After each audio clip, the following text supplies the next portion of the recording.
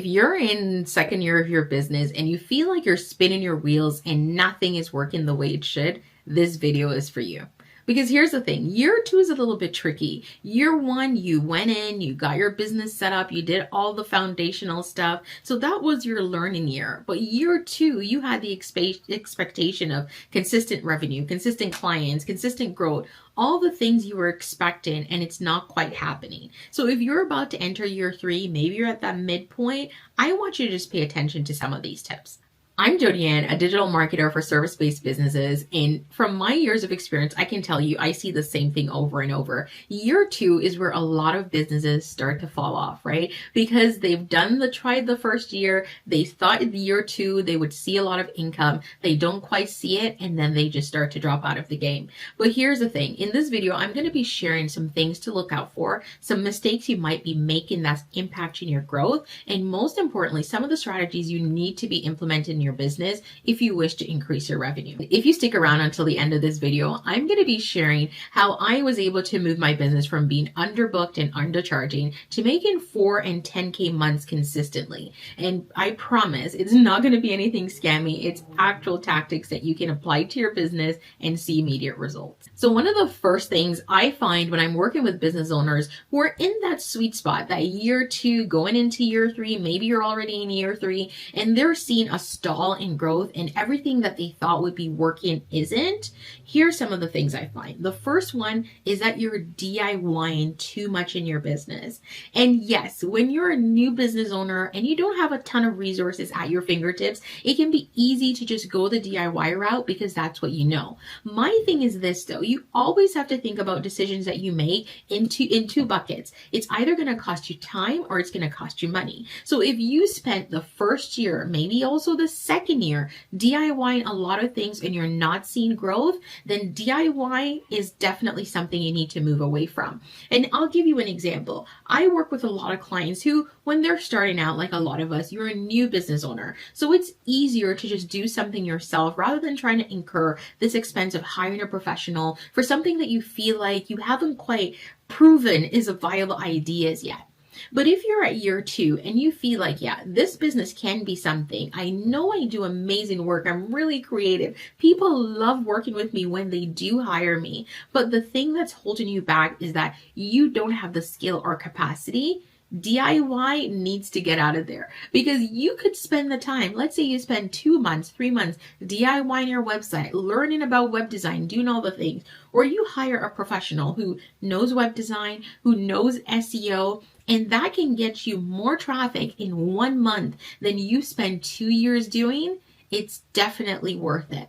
So DIY tends to be one of the biggest stumbling blocks. And I'm going to be completely honest. When you're running a small business, you're often wearing 20 hats. You're one person who is doing so many different things for the business. You are the owner, you're the founder, you're the creative, you're doing the accounting, the marketing, the sales, you're doing the customer support. All of it is on your shoulders. So that's one reason why DIY will also often hold you back. We never think about it like this, but you can scale a business that you're stuck inside, right? If all of your time is tied up in projects, you can actually spend the time you need to focus on client or revenue generating activities that can actually help you to increase your revenue and to grow your business. And that's where you need to be. So if you're stuck in DIY right now, here's my tip. Get rid of the DIY mindset and think about how you can strategically make some changes. Now, it doesn't have to be everything at once, but think about something that takes a ton of time in your business that you don't enjoy doing, that you're not the best at, and that would bring you a ton of return on your investment if you outsourced it. The second thing I find a lot of people end up doing is that they spend a ton of time being content creators, but not actually marketing their messaging very well. Here's what I mean by that. In this world today, the internet is very noisy. You know that and I know that. Everyone's a content creator. Influencers are out there. They're putting out content. And what happens is that a lot of businesses can get caught up in the hype of feeling that they need to put out more content and more content. Maybe you notice an influencer who's posting 4 times a day. So you need to post 4 times a day or you need to push out as much content.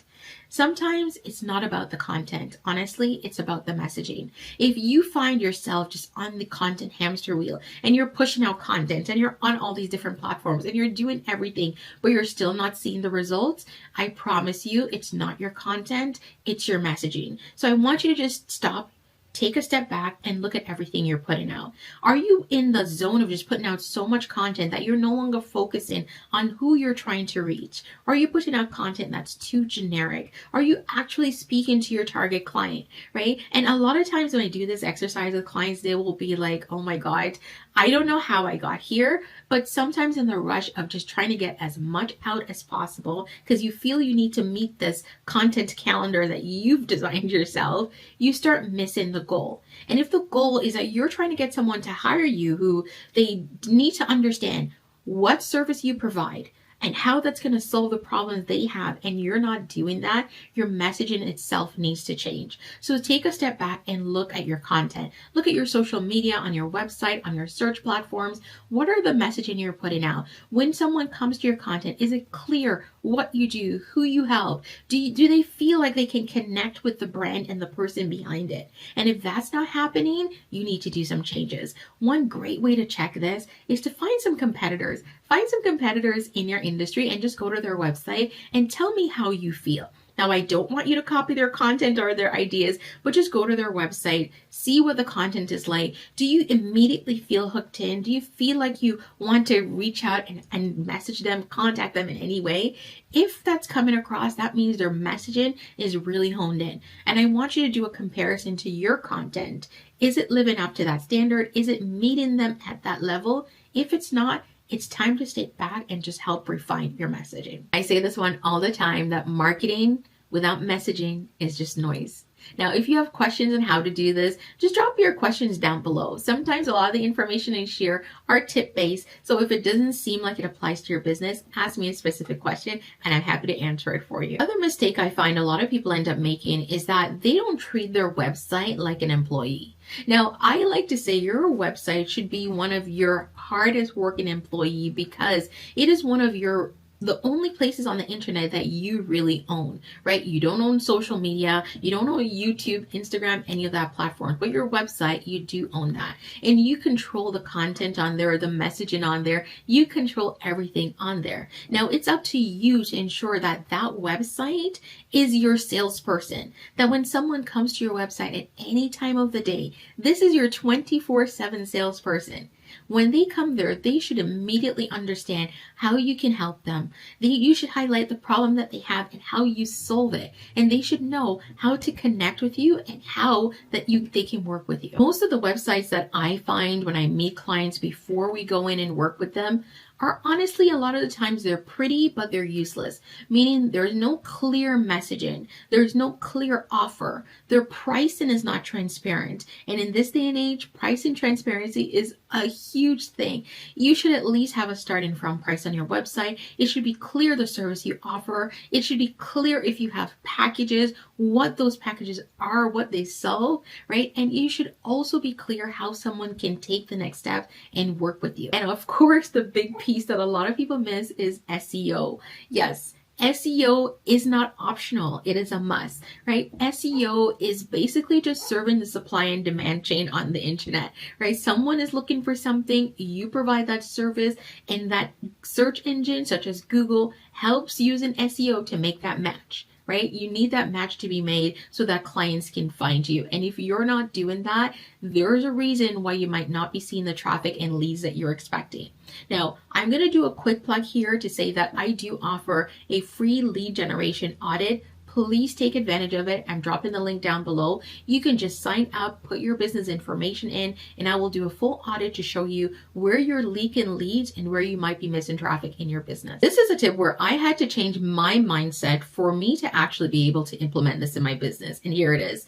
The thing you need to do is to stop marketing out of desperation. So a lot of times when we start our business, we're in the first year, a lot of our clients that are coming to us might be coming through referrals, right? Because you just started your business, your friends and family heard that you started your business, and you might be getting some referral clients. And by year 2, you start to realize, oh, wait, all those referrals are drying up. I've worked with a lot of the people that I've already have in my network, or maybe it's that you've worked with them and you don't want to work with them anymore because they weren't the best clients. But at this point, a lot of people now start to do panic marketing. And that's where you start doing the discounts and the sales and the please book me and please hire me. And all of your marketing just seems very immediate and a little bit desperate. Now, the reason for that is because you haven't actually been marketing from day one, right? A lot of your marketing was just creating awareness of your business, which is not marketing in itself. So a lot of the awareness brought in the referrals, but those referrals are not consistent clients. And once they dry up, you find yourself in the place where you realize, oh crap, I need clients and I've not been marketing. And because you've not been marketing, the idea of doing some thoughtful strategic marketing, it's not really kicking in, because you want clients immediately. So you start to do that more desperation marketing, which is understandable. But here's the thing. You need to always just show up like you already have those clients. You need to show up like you're already booked. And one of the keys to doing this is just not to cheapen your brand just to book a client. But it also means you do have to start marketing and marketing more intentionally.